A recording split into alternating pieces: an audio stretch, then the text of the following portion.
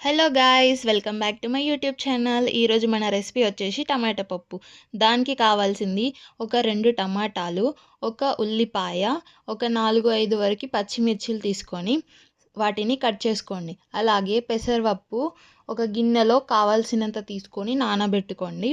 తర్వాత ఒక గిన్నె ఆర్ గంజు పెట్టుకొని దాన్ని కొంచెం హీట్ అయిన తర్వాత ఒక 4 పావుల వరకు ఆయిల్ యాడ్ చేసుకోండి. మీకు కనుక ఆయిల్ ఎక్కువ అనిపిస్తే తక్కువగా యాడ్ చేసుకోండి. నేనైతే ఇక్కడ 4 పావుల వరకు యాడ్ చేసుకుంటున్నా, ఎందుకంటే చాలా టేస్టీగా ఉంటాయి. అది కొంచెం హీట్ అయిన తర్వాత ఆవాలు, జీలకర్ర అందులో వేసుకొని చిటపట ఆడుతుండగా పచ్చిమిరపకాయలు కూడా వేసుకోవాలి. వేసుకున్న తర్వాత ఉల్లిపాయ వేసుకోవాలి. వేసుకొని కొంచెం ఒక 5 నిమిషాల పాటు అటు ఇటు కలుపుతూ ఫ్రై చేసుకోవాలి. ఇలా ఫ్రై చేసుకున్న తర్వాత మనం దాంట్లోకి కొంచెం ఒక స్పూన్ వరకు పసుపు వేసుకొని కలర్ కోసం కలుపుకోవాలి. తర్వాత నూరుకున్న అల్లం వెల్లుల్లిపాయ పేస్ట్ని వేసుకొని మొత్తం కలుపుకోవాలి. కలుపుకున్న తర్వాత మొత్తం ఇలా మిక్స్ అయిపోతుంది. మంచిగా మిక్స్ అయిపోయిన తర్వాత కట్ చేసుకున్న టమాటాలు వేసుకొని అవి మగ్గే వరకు కాస్త కలుపుతూ పెట్టుకోవాలి. ఇక్కడ నేనైతే టమాటో యాడ్ చేసుకున్నా. కలుపుతూ ఇంకా ఒక 5 నిమిషాల వరకు దాన్ని నేను ఫ్రై చేసుకుంటున్నా. ఆ తర్వాత మనం మూత తీసి చూసేవరకు కొంచెం మగ్గిపోయి ఉంటుంది టమాటో.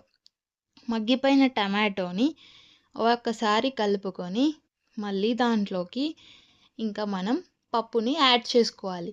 నానబెట్టిన పెసరపప్పుని మొత్తం వేసేసుకొని కలుపుకోవాలి.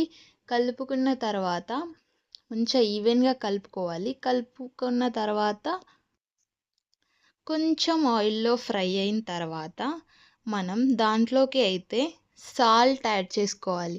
మనం ఇక్కడ కారం అయితే యాడ్ చేసుకోవట్లే, ఎందుకంటే మిర్చి ఆల్రెడీ యాడ్ చేసాం కాబట్టి పప్పులోకి కారం యాడ్ చేయట్లే. ఇక్కడ నేనైతే తగినంత సాల్ట్ తీసుకొని వేసుకుంటున్నా. మీరు తినేదాన్ని బట్టి వేసుకోండి. నేనైతే ఇక్కడ 1 స్పూన్ ఆఫ్ సాల్ట్ అయితే వేసేసుకొని మంచిగా అంతా మిక్స్ అయ్యే వరకు, ఈవెన్గా మిక్స్ అయ్యే వరకు కలుపుతూనే ఉన్నా.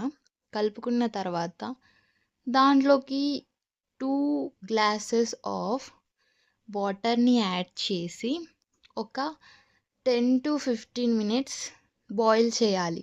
అప్పుడు మనకి పెసరపప్పు అనేది మెత్తగా ఉడుకుతుంది. ఇక్కడైతే నాకు ఉడికింది. సో నేను ధనియాల పొడి 1 స్పూన్ యాడ్ చేసుకున్నా. మన కర్రీ కంప్లీట్ అయిపోయినట్టే ఆల్మోస్ట్. ఇంకా లాస్ట్ అండ్ ఫైనల్గా కట్ చేసుకున్న కొత్తిమీరని వేసేసుకుంటే మన టమాటో పప్పు రెడీ అయిపోయింది.